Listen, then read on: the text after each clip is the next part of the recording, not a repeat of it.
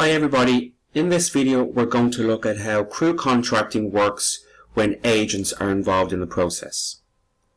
To start off with, we can create a record for our agents if we navigate to the Agents tab and select Agents Master File. In here you can see that there are 3 agents created already. If you need to modify these agents, you can double click and make any amendments necessary. So to create a new agent, we're going to select New from below, fill in some details about our agent,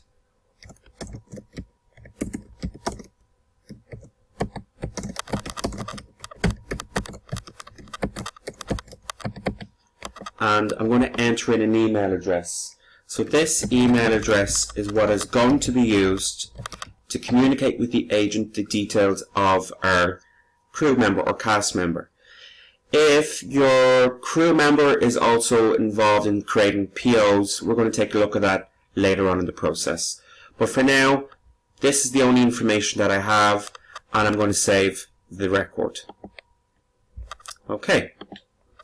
Back in the agent's master file, we need to send out the details to the agent, so telling them how they can log in. I right click on the agent's details and I click on Send Starter Email.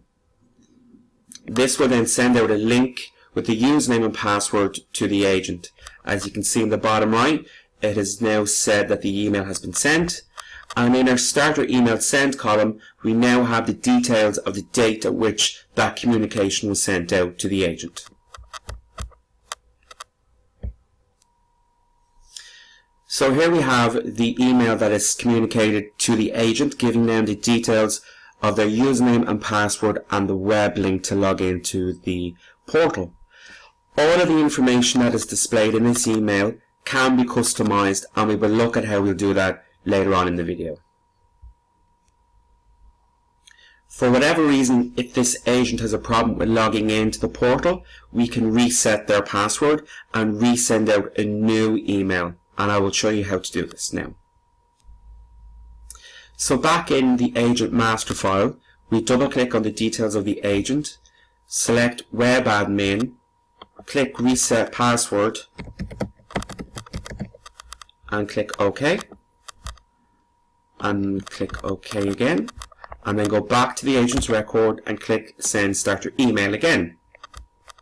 And there we go. We have the email sent to the agent. And here is the updated new starter email with the password that has been changed. So now we're going to take a look at when the agent logs in. It's important to note that when the agent clicks on this URL, it directs them directly to a page specifically only for agents. If they were to click on the normal web link, they would see a small link for them to click on, and I will show you this in one moment. So it's important to discuss that an issue that happens quite often is agents get confused on how they log in. If they click on the link in the email they've received, as I've said, it will link them to an agent-specific web page. If they go to a regular page for the project, they would see this below under the login button. If they click on the regular login button, it will direct them to the crew members login. They need to click on this link, which will direct them to the exact same web page with the same web link that they will have received in their email. So if I just log in,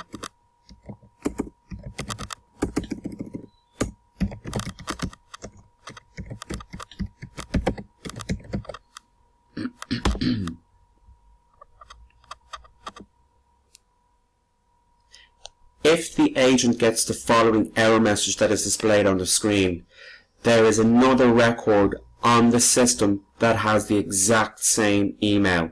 You should refer to the previous agents that are created and ensure that there isn't a duplication of the same email address on file. So I have reviewed the other agent records and I've removed the duplicated email address or email address entered in error, and I'm now going to log in as the agent. and you will see that there will be terms and conditions displayed for your agent. They will need to accept these, and a privacy statement as well, which they will need to accept, and then they will be given the following page. So currently there are no crew members assigned to this agent. If the agent clicks on My Details, they will be able to view the details of themselves, where they can change the postal address, and as you can see currently banking details are greyed out. They cannot update those details. If we go back to the Home tab and look at My People, as I've said, there are currently no crew members assigned to this agent. So we're going to look at how we add those crew members to that agent. So we're back on Midas, and we're going to link our crew members to the agent. We go to Payroll and Payroll Master File.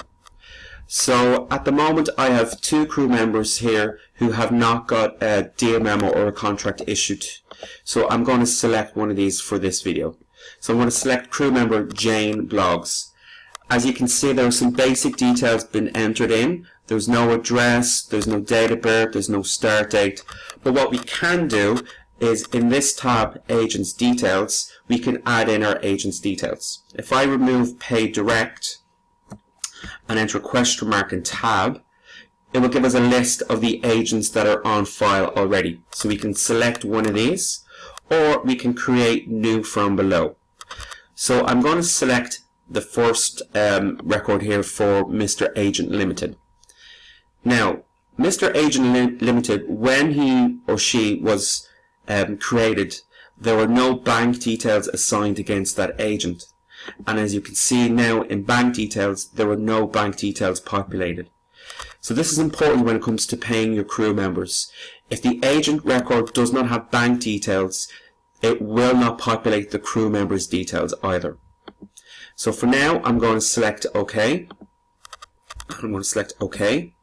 And we're going to review what changes taken effect on the agent's portal. So back now on the agent's portal, if we click on My People, we can see that Jane Bloggs has been assigned to this agent. If we click Edit Details, I, the agent, can change the details of my client. These details are exactly the same as if the crew member had received the details to log into a portal to update their personal details.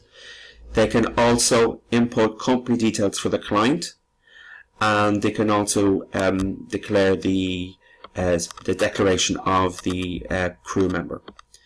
If we go back and review the other options that are available in My People, we can see that there's a View Documents and an Upload Documents feature. Upload documents will include passport or HMRC letters. For crew members, if they did have a P45, they could upload. Chances are there won't be a P45. As you can see, there's other options available to upload, different category information to upload. So I'm going to go back and view my home details again, and I'm going to go now and assign this agent a second client. So I'm going to create another employee record and assign it to the same agent. So I'm going to click Add. I'm going to create my employee code, enter my employee's name, assign an account number, ensure my project number is updated if it's applicable for your show, assign the department, and for now I'm going to leave other information blank, but what I do need to do is enter in the agent's details. So again, if you do know the details of the agents to hand, you can put in part of the agent's name or query and select from the list displayed. Now when I select OK, I'll get a list of information that should be populated. I'm going to click OK, and I'm going to send a new start to this crew member. But as we've said, this agent should also see the details of this crew member on their portal.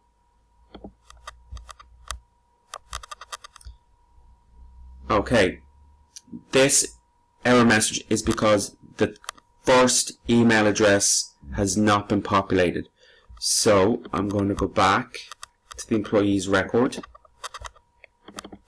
and I'm going to amend the details for that employee.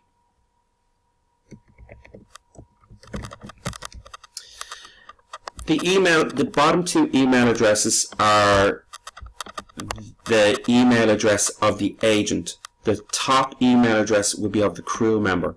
So if we just assign a temporary email address and click OK, I'm going to say no to this and OK to this. If I want to resend the new starter details to my crew member, I can right click on their name and click send starter email. We should already have the details for the agent sent with the agent so they can log in and view the details of their client Joe Smith. So I've sent my new starter email to our crew member Joe Smith, and as you can see they've gotten the welcome email. And again, that will give them a link to the crew member portal for them to log in exactly the same manner as every other crew member. Here on the agents portal, if they go to My People, you can see that they now have Joe Smith. And they can edit the details of their client Joe Smith. It's also important to note that Joe Smith can... So on our agent's record, we can see now the details of our crew members. Tom Smith or Joe Smith has edited their details. So, and this information, when it's populated, updates Midas in real time. And at any stage, the agent can amend the details that are available to them. Okay, so now let's look at Midas and see what other items need to be flagged. So the agent has filled in the details for their client, and here is the details. And as you notice, the personal email address is different, and the two email addresses below are also different. So the reason for this is to allow for the crew member to be able to use purchase orders if they need to use purchase orders. For example, if we go and look at the web admin tab, we can see that this crew member has the ability to create purchase orders. The POs will then be sent to the crew member and not to the agent. We can take a look at this in one moment. So for now, I'm going to click OK. And I'm going to go back into the record and I'm going to enter in some information. So I'm going to put in a rate, and I'm going to leave the record as full-time. And if I need to change any other information, I can change any other information. But for now, I'm going to click OK, and we're going to look at how the contract is generated and communicated between the crew member and the agent.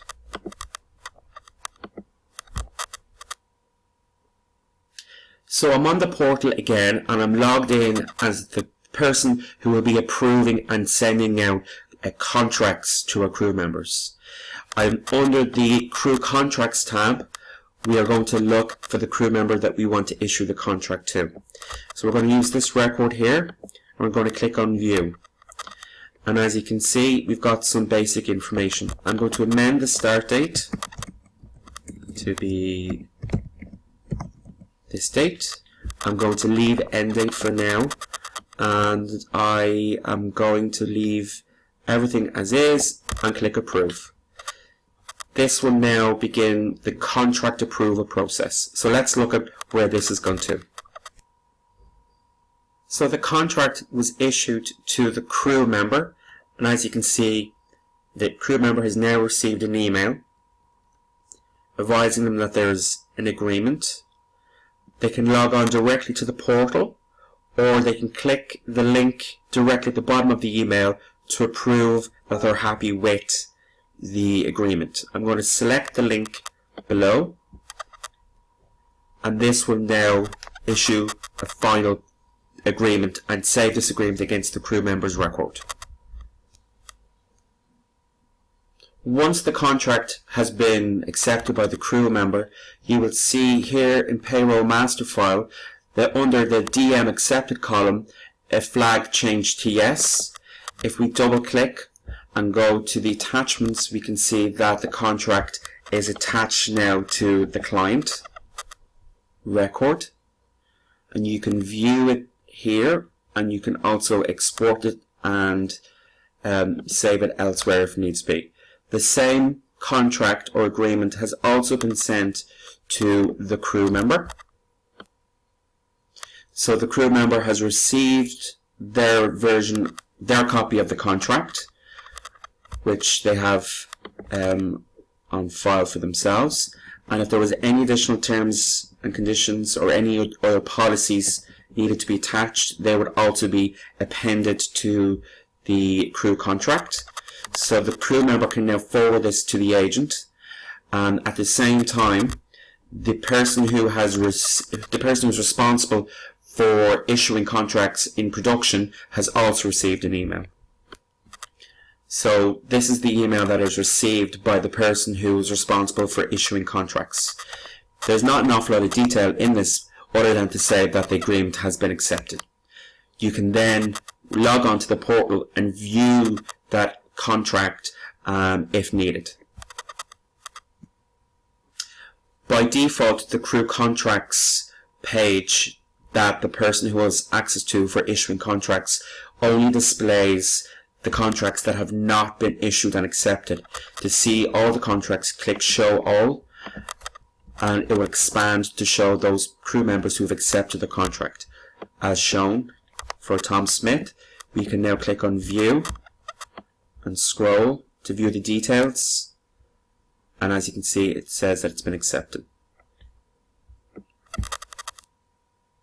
If for whatever reason you need to see the date and time stamp of when an agreement was accepted, you can do so by clicking on the employee's name in Midas, going to the Attachments tab, viewing the contract, and scrolling to the section where it shows who has authorized the contract, as shown in the Approval section. So this is where you can see the date and time stamp of who has accepted the contract. Back on the portal for the crew member, they will have an Agreement tab that they can click to view the details of their agreement. They can also see a fully executed copy of the same agreement. Also, because we've allowed this crew member to raise purchase orders, they will have the Create PO option available.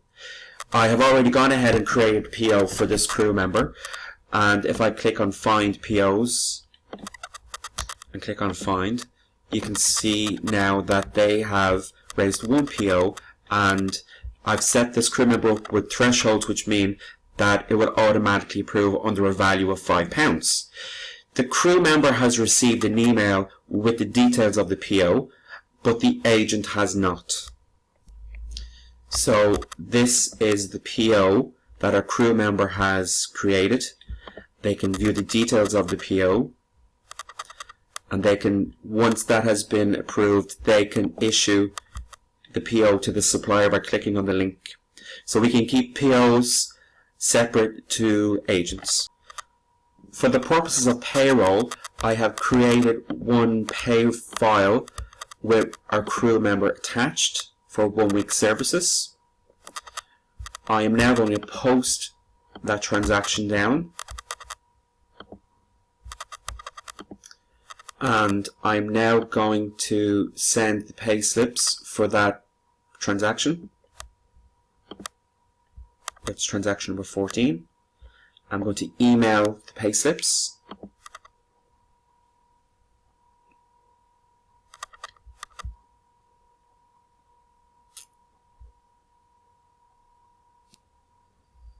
Once the pay slips have been sent, the agent will receive an email as shown advising that there's a pay slip for them to view online. When the agent logs into the portal, they can click on View Documents and view the pay slip for their client. If our crew member logs into their portal and selects My Documents, they would see also that they have access to view their agreement and also to see their payslips. When you add the bank details to the agent record and select OK, you will get the option to update the crew member's master file as well. Let's select Yes and now view the details of our crew member, and you will see the bank details have now been populated. If you have a scenario where your crew member needs to be paid money directly to them instead of the agent, this is where we can take advantage of the Bank2 account. So I'm going to add in information and select OK. In the instance when you create a payroll and you need to pay your crew member, you have the option to put the money that needs to go to the crew member and the money needs to go to the agent in separate fields for the different bank accounts, and I will show you now how this will work. So when I've created my payroll for my client or your crew member, down on the bottom of the modify wages screen, we can allocate the monies to go to the various bank accounts. So if I don't want 50 quid to go to Bank 2 and all to go to Bank 1, it will automatically adjust the full amount that is due. If I put back £50 again, as you can see, it has reduced the amount to Bank 1. Depending on which payroll service you've chosen, when you go to create the bank file to pay your crew members, it will create the two separate files for Bank 1 and Bank 2. To show you, I go to Payroll, Direct Credit Crew. I'm going to select my transaction number, my date to process, and I'm going to click OK. Make sure that I don't have the payment held. Click Pay. It has now created the export on my desktop, and I'm going to view the report that is provided. So I've got one amount of 617.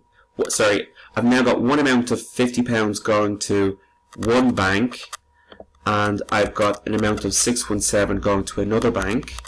And on the desktop of Midas, I now have